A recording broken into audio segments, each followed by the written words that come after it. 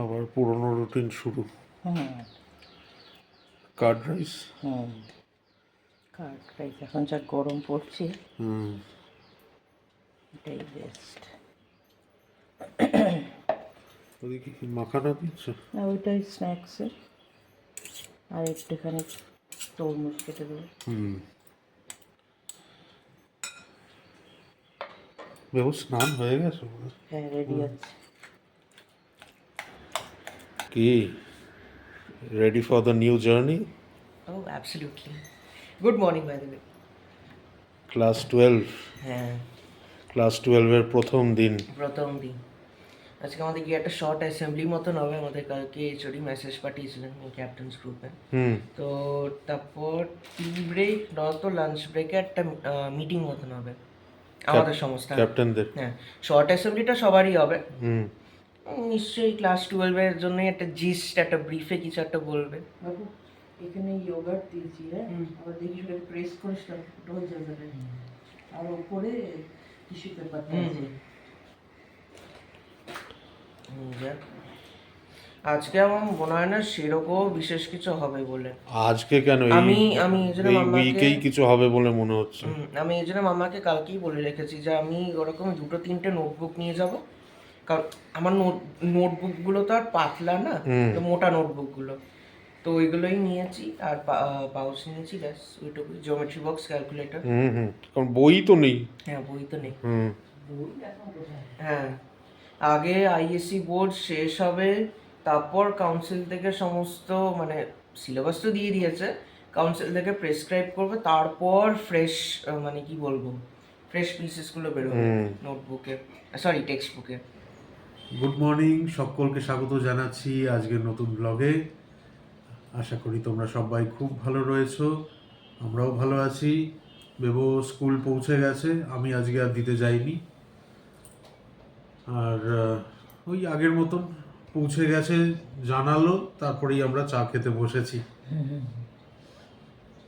Good morning আমার তরফ থেকেও সকলকে গুড মর্নিং। এই যা চা করে নিয়ে বসলাম।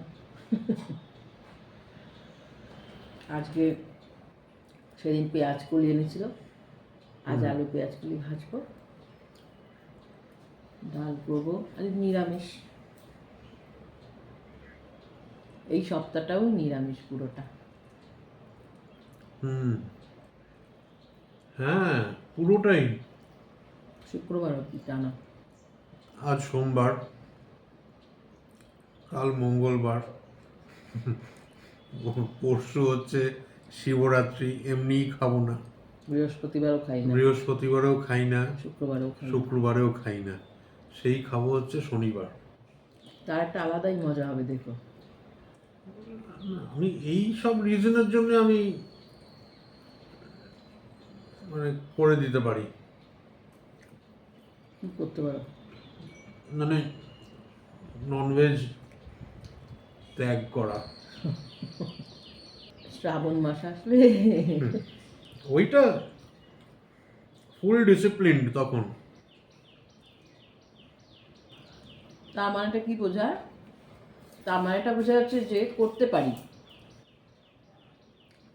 কিন্তু ইচ্ছা করে করে না। ননভেজ ছাড়া চলবে না সেটা তো না। আর শ্রাবণ মাসে তো পেঁয়াজ টেয়াজও দিই না, পেঁয়াজ রসুনও না, বাড়িতে রাখিও না।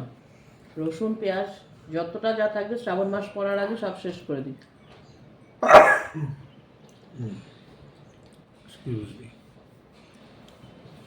শ্রাবণ মাসে সরব সোমবার করে চপ্পলও পড়ে না। আমি সেটাই বোঝানোর চেষ্টা করছি যে একটা মানুষ চাইলেই কিন্তু এগুলো করতে পারে, কিন্তু অন্য সময় এমন করবে ননভেজের জন্য। কোথাও বেরোনো থাকলেও খালি পাতেই বেরোই আমি। ওই একটা মাস। হাতে আবার ট্যাটু আছে। সে তো আছে। আমার একটা বন্ধু আছে, ওকে ভাবছি মানে ওই এইসব যাবতীয় ট্যাটু আমার বানিয়ে দিয়েছে আমায়। ওকে ভাবছি আরেকবার ফোন করব। এখানে পুরো মহামৃত্যুঞ্জয় মন্ত্র লেখা আছে ট্যাটুর সাথে,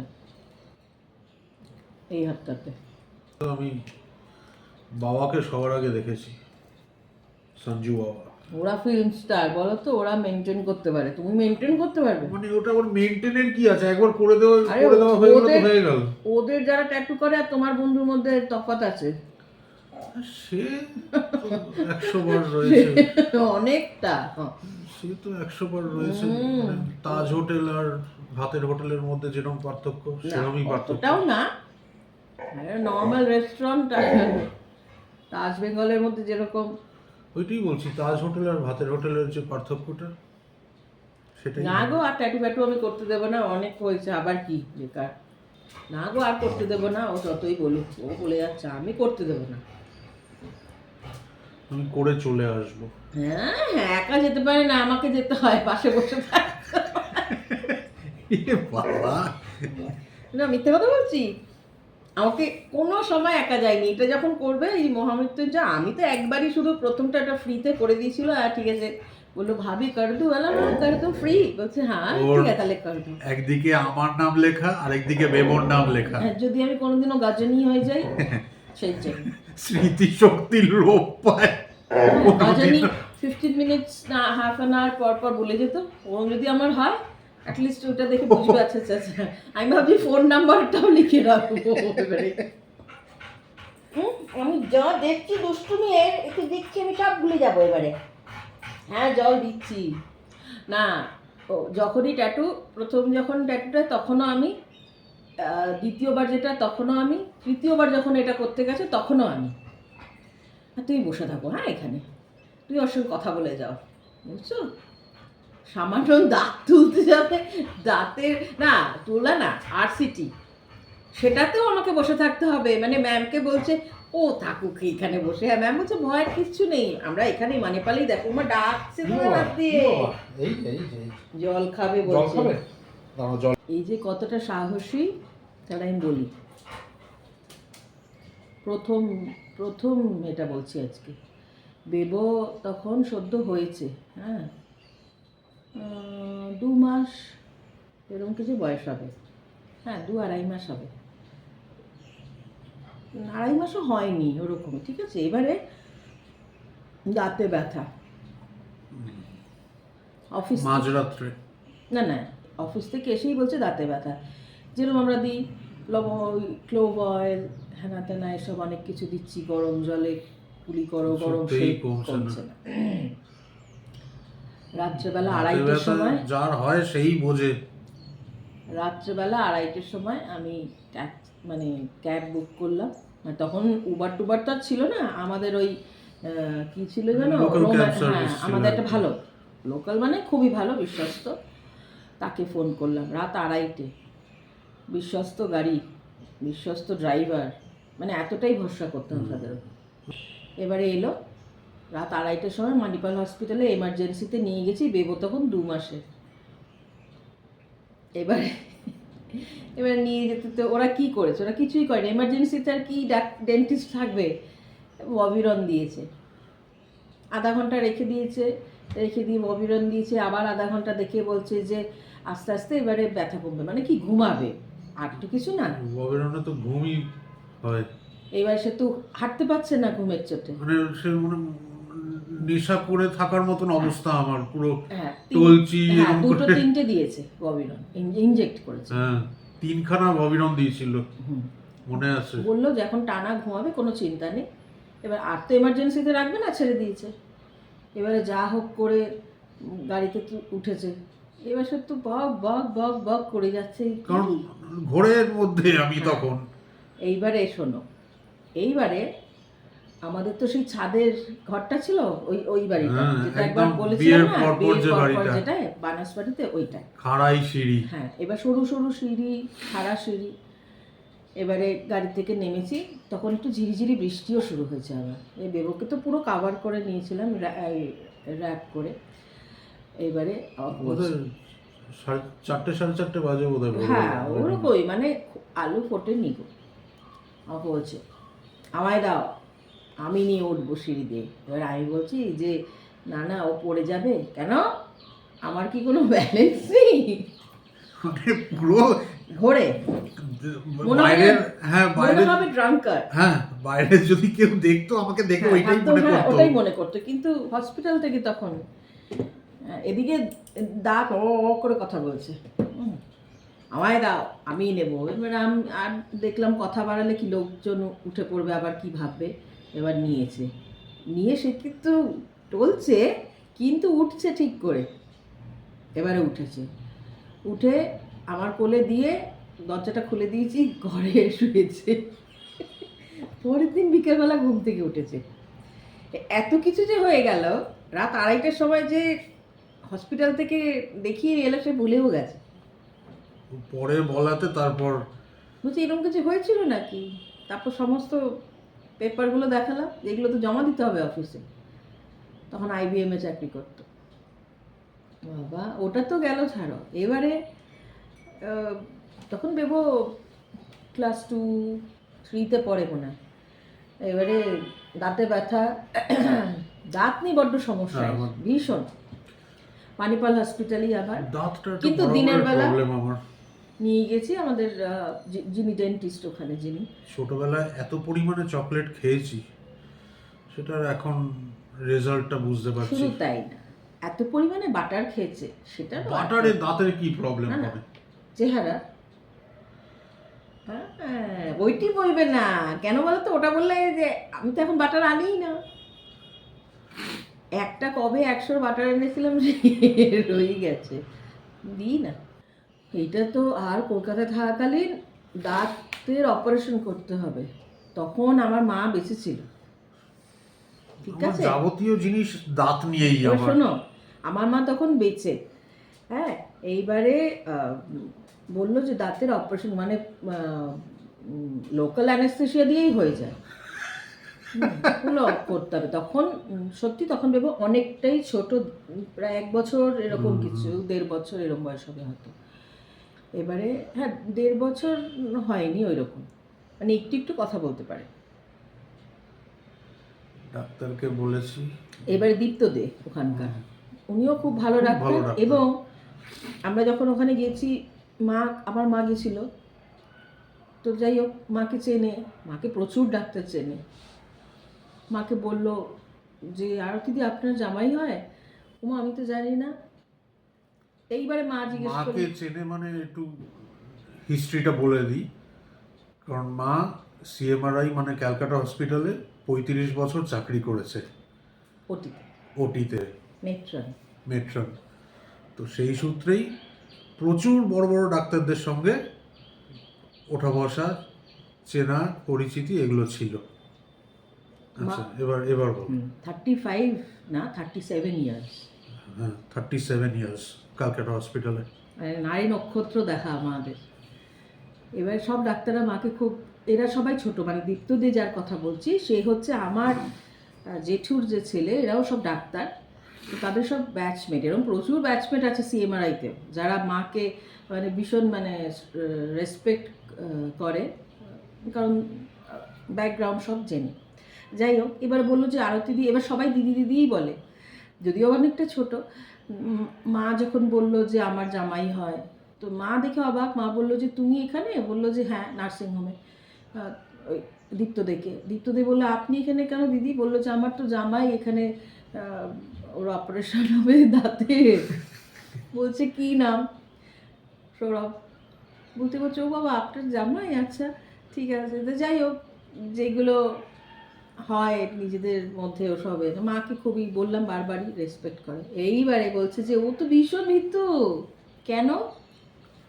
অপারেশন থিয়েটারে নিয়ে যেতে সে আগে বলেছে লোকাল অ্যানেস্থেশিয়া দিয়েই কাজ হয়ে যাবে। এই বলছে না আমাকে ফুল আমি অ্যানেস্থেশিয়া। বলি, না না না, ও আমি সামনে বসে দেখতে পারবো না ওই সব জিনিস, আপনি আমায় পুরো অজ্ঞান করুন। এটা শোনো, এইবারে যখন করতে যাবে সে চারিপাশে ঘুরে বেড়াচ্ছে, জানো, দৌড়াচ্ছে, বলছে না না আমি করবো না, আমার ছেড়ে দিন, আমি বাড়ি চলে যাব। ডাক্তার সেটা বলছে মাকে, বলছে ও তো ছুটে বেড়াচ্ছে। মানে অ্যানেস্থেশিয়াটা দেবে কোথায়? ড্রিপ দেবে তার মধ্যে, তো ও সেটাও লাগাতে দেবে না। মানে এটা হচ্ছে অপারেশন থিয়েটারের ভেতরেই এই গল্পটা হচ্ছে। মানে স্ট্রেচার যেটা থাকে তার চারিপাশে ঘুরে বেড়াচ্ছে। তারপরে ডাক্তার অনেকটা, তারপরে মাও বললো যে কিছু চিন্তা নেই এনেই, মা বোঝাতে আচ্ছা ঠিক আছে আমি এখানে থাকবো তুমি এই করো, তারপরে সে রাজি হয়েছে। মানে দাঁত তোলাতে কাদের ফুল অ্যানেস্থেসিয়া দিতে হয়, বোধহয় আমি প্রথম ছিলাম এরকম। আজকে আমার আর সৌরভের ব্রেকফাস্ট এই যে দই মুড়ি, সৌরভেরটা সৌরভকে দিয়ে দিই, আমারটা আমি খেয়ে তারপরে আবার লাঞ্চ বানাতে শুরু করব। লাঞ্চে তো আজকে বললামই আলু পেঁয়াজ কলি ভাজা করব, ডাল আর একটা দেখি কিছু করব তার সাথে। সৌরভকে আগে দিয়ে নিই, তারপর আমারটা নিয়ে বসছি। আজকের লাঞ্চে এর আগেও বানিয়েছিলাম, সর্ষের তেলটা গরম করে তার মধ্যে এরকম একটু রসুন কুচিয়ে আর একটু কাসুরি মেথি দিয়েছি। গ্যাসের ফ্লেমটা কিন্তু এখন কমানো। এবারে আমাদের এখানে ছোট ছোট বেগুন পাওয়া যায়, বেগুনগুলো দিয়ে দেবো।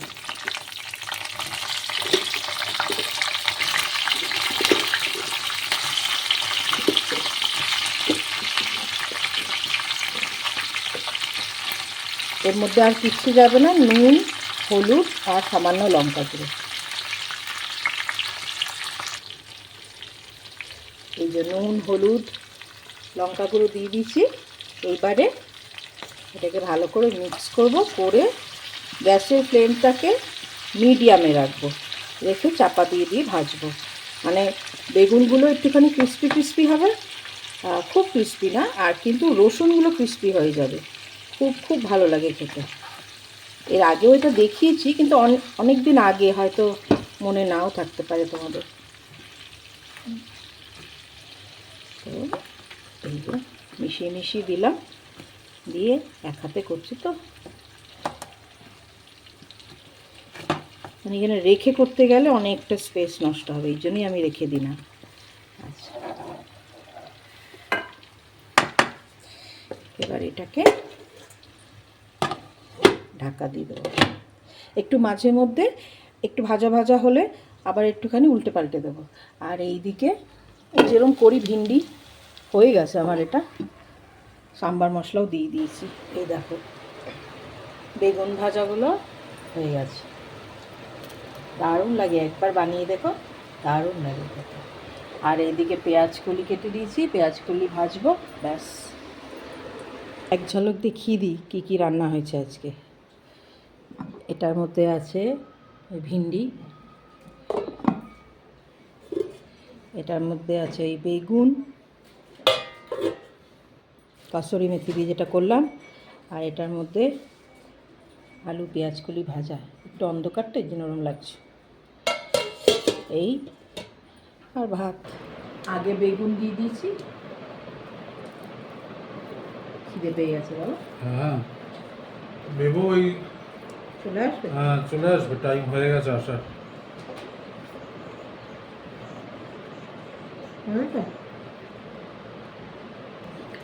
একবার বানিয়ে খেয়েও, এই রসুনগুলো ক্রিস্পি হয়ে যায়, খুব ভালো লাগে বলো।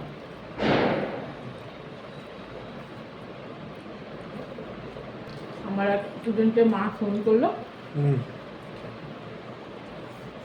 ওরা নতুন বাড়ি করেছে, বাহ, এই ফ্রাইডে গৃহপ্রবেশ, ওই ইনভাইট করার জন্য। আমার তো এখন সময়ই নেই, অনেকটা দূর, ওরা অনলাইন ক্লাস করে ব্যাঙ্গালোরের বাইরে।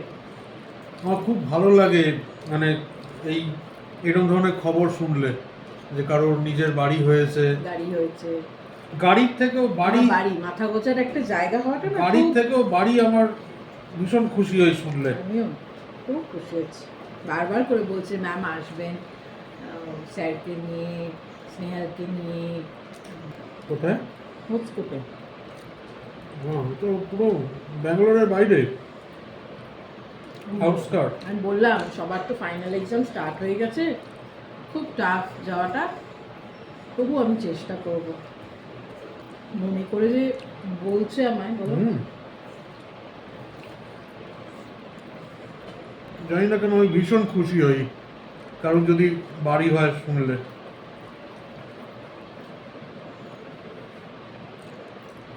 মাথার উপর ছাপটা খুব জরুরি বলো, 100 নিজের।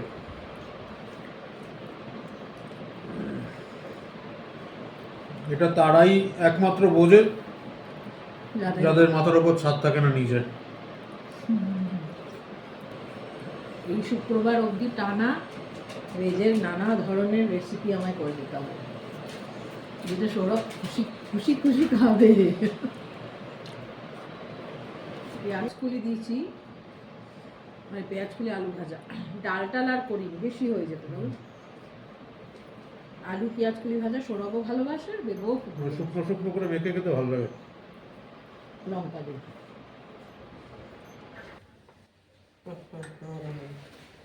কি হলো স্কুলে আজকে? ইন্ট্রোডাক্টরি ক্লাস সব।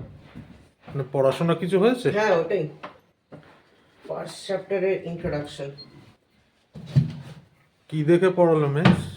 পিপিটি, ওনাদের কাছে তো টেক্সট বুক আছে। সব সাবজেক্ট হয়েছে, মানে সব পিরিয়ড হয়েছে? ফিজিক্স আর ইংলিশ বাদে। ফিজিক্স আর ইংলিশ বাদে ম্যাথস হয়েছে? ম্যাথস, কেমিস্ট্রি, বায়ো তিনটেই হয়েছে। আচ্ছা, টিচার সব আগের ক্লাসের টিচাররাই? হ্যাঁ ঠিক আছে, যা জামা প্যান্ট ছেড়ে নে। হ্যাঁ। ঘড়িতে বাজছে এখন রাত্রির 11:15। আর ডিনার তো কমপ্লিটই, এবার শুতে যাব। কাল ভোরবেলায় ওঠার রয়েছে, বেবোর স্কুল প্লাস আমার নিজের কাজ। বেবোর স্কুল কালকে হয়ে তারপরের দিন ছুটি শিবরাত্রির জন্যে। এই যাই, এবার শুই, ভোরবেলায় উঠতে হবে। আর এই কাল তোমাদের সাথে আবার দেখা হচ্ছে আরেকটা নতুন ব্লগে। সবাই খুব ভালো থেকো, সুস্থ থেকো, আর দেখতে থাকো ফোরলি, সঙ্গে থাকো ফোরলি। Good night.